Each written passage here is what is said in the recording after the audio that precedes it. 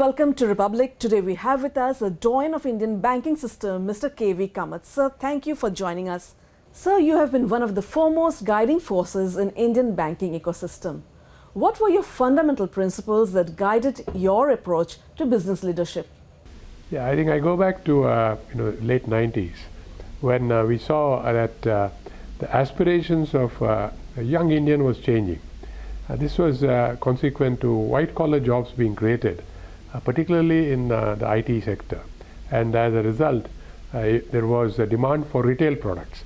So my journey, in a way, apart from the development banking journey we started in 71, the recent journey is 96, when I looked at as CEO of ICICI Bank, the opportunity in retail India. And whether it was a home, whether it was a car, whether it was a motorcycle or something to put into your home, that became the opportunity. There was one trend.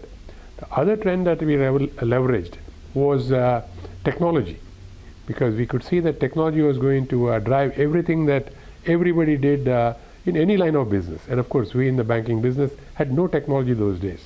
So we overlaid it with technology. So if I were to sum it up, it was a resurgent India. If you remember the 2001-2002 period, India was in a resurgent mood. The aspirations of young people and the technology revolution, all three put together actually drove business. And I remained focused on those primary drivers throughout my career. Drawing from your wealth of experience, how would you assess the current economic landscape in India? Let me put it in one phrase. I have never been more optimistic than now. And I also would like to put it this way, that there was never a better time to have been born an Indian. And I mean it with all sincerity. Because no other country has today a runway of another 25 years, whether it is in infrastructure, whether it is in manufacturing, whether it is in every area of operations. And all this happening at a time when technology is changing at a dramatic pace and will drive everything that we do.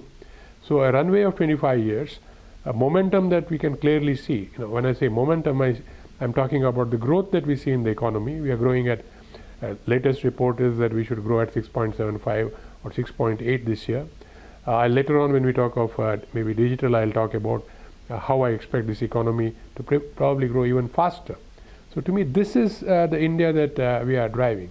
And of course, driven by young people and who are enjoying the use of technology, and young people who today have access to data and have access to data at a cost that is not possible anywhere else in the world.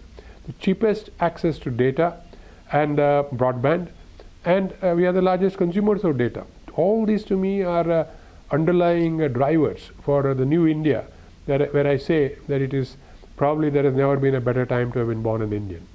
What, according to you, are the pivotal factors that will shape its growth trajectory in the foreseeable future? Yeah, I think let me put just two or three. One, I think the vast unfinished agenda on infrastructure. No country can grow without hard infrastructure going on the ground. And we have in the past been slow.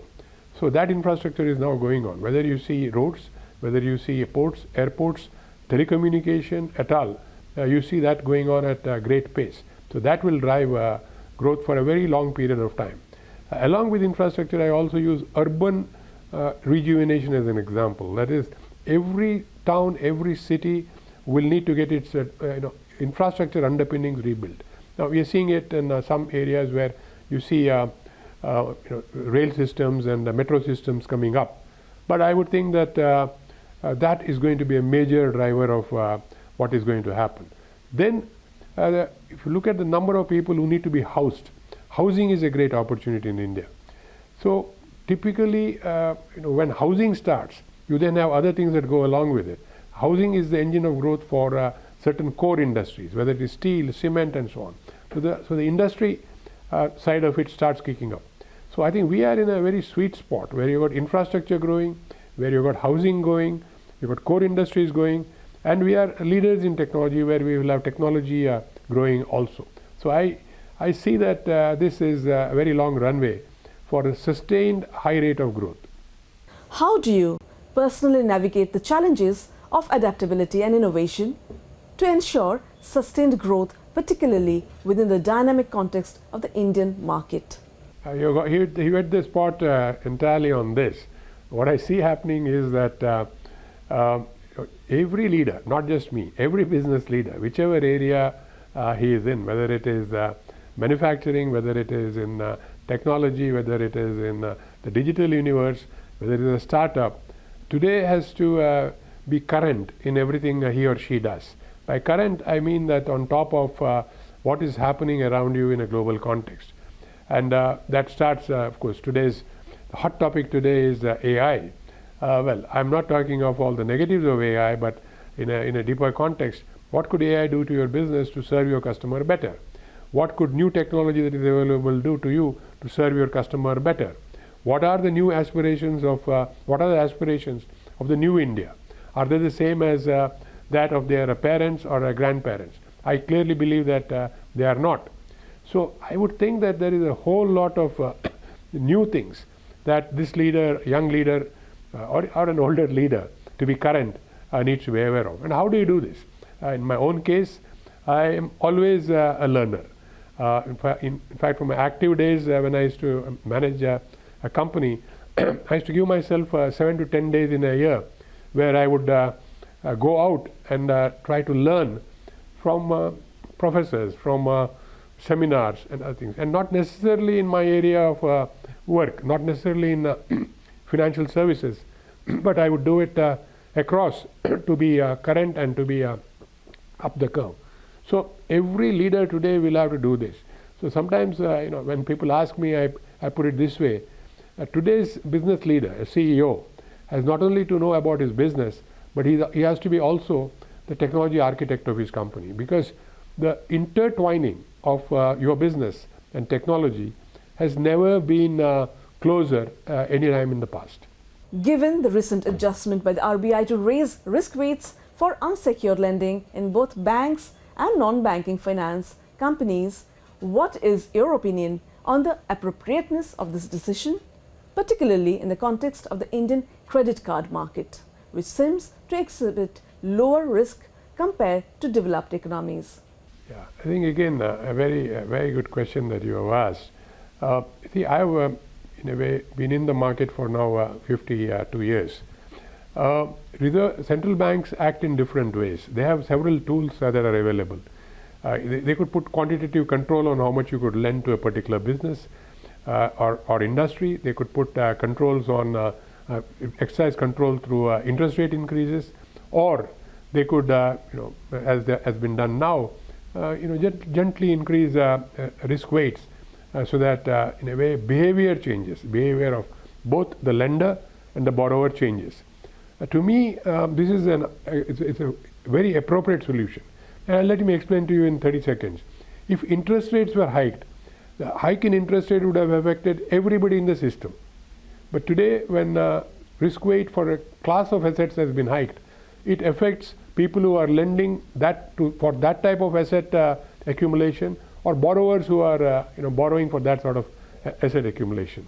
And since this was unsecured credit primarily which attracts this a higher risk weight, I think it then acts in what I would call as a salutary manner to make or affect behavior change as appropriate. So I would actually laud and commend Reserve Bank for having done it in this way without impacting the overall system and creating consequential challenges in the economy. I hope that banks learn from this, and when the central bank signals something, there is a deep thought, deep observation, and deep analysis that has gone behind it. So I hope that banks and NBFCs take this on board in the decision making that they are doing in terms of lending. You specifically mentioned credit cards. Now, credit card is a part of this whole process of an unsecured credit, and that is where I would think probably the highest caution has to be exercised, because historically credit card is a type of debt where you are paying the highest, the borrower is paying the highest. And why does the borrower pay the highest, and why does the bank charge higher than otherwise? Basically because the assessment of inherent risk in that product is higher. Any product which you charge more than for some other product, the underlying assumption is that risk is higher. So if it is a risky product, then indeed you would need to have a higher charge in terms of risk weight. So I think it's a very appropriate move.